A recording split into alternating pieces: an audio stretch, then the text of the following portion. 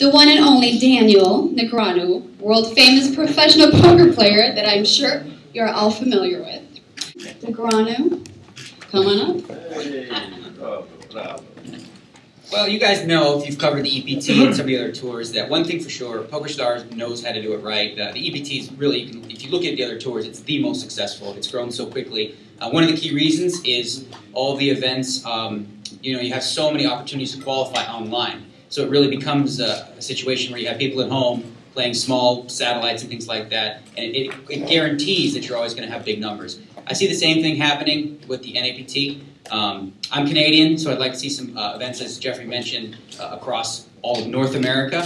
I also think that he mentioned the buy-in ranging, the main event being $5,000. Considering the economy right now, that seems like a good idea to me.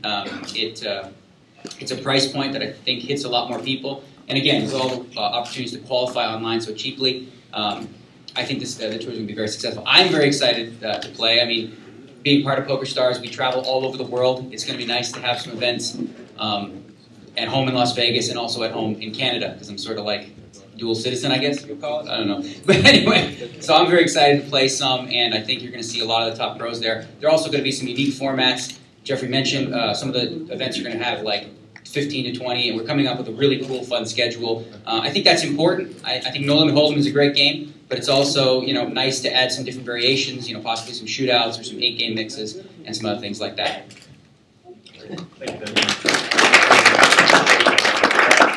And next we have John Duffy.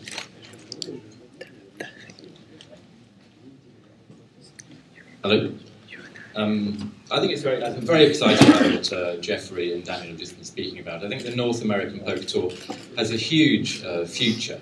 I personally have overseen the growth of the European Poker Tour for the last 6 seasons now. We're in our 6th season. We started, 5 years ago, I suppose, in Barcelona with a very small buy-in. I think it was literally about €1,000.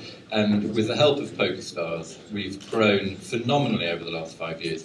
We kind of very conveniently were asked to add the PCA in the Bahamas, which into the European Poker Tour schedule, which seemed a little bit odd at the time, but I had no objections. Obviously, it meant a trip to the Bahamas, and it meant that I could come and play here as well this year, which is great.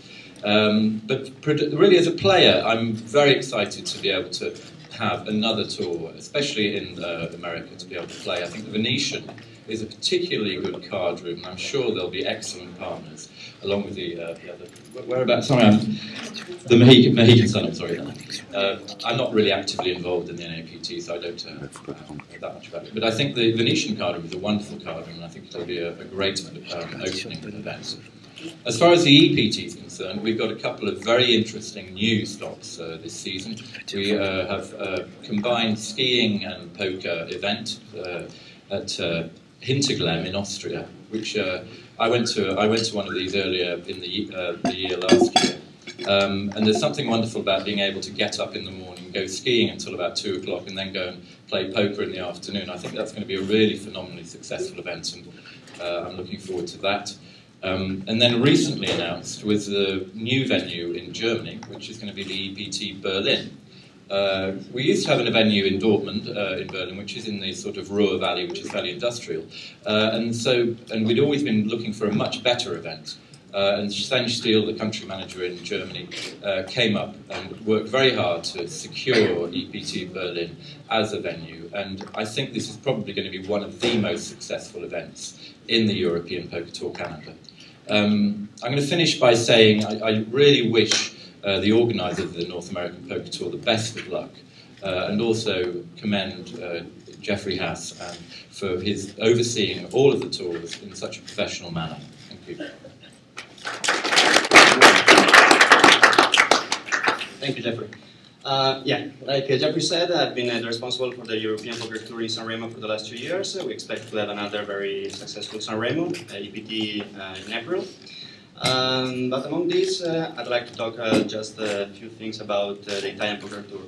the creation of this Italian poker tour, but like the North American poker tour, like the Latin American, like all the regional, national poker tour, thanks to PokerStars, I'm pretty sure, and I'm sure that I'm not exaggerating when I'm saying that these all regional tours are going to create a new era for the poker industry, because finally this tournament, this national tournament, are going to fill the gap between the base of players to the very prestigious EPT tournaments.